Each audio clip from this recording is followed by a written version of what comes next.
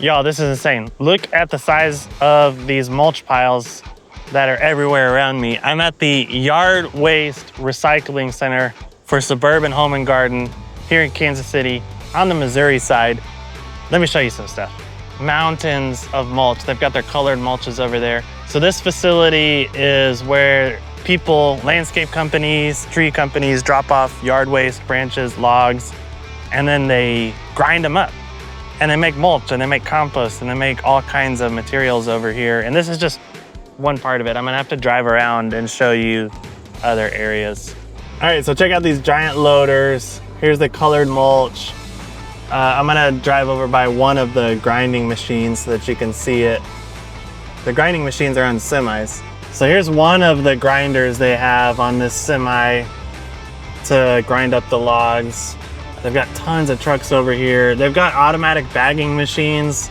They can drop the mulch into the bagging machines and then it bags and palletizes it and wraps the pallets all automatically. This place is insane. This is so cool. Tons of trucks over here. But there's more when we drive back up the hill. Nice branding on the back of the trucks.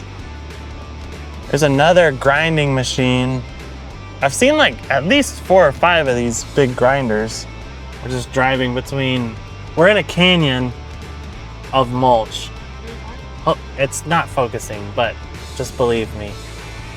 We're gonna go up the hill to another giant mountain of mulch.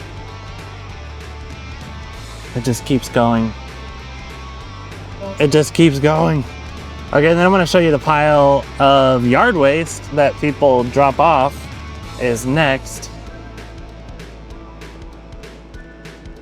So there's massive logs over here and tree branches that they pile up that are getting ready for the grinders.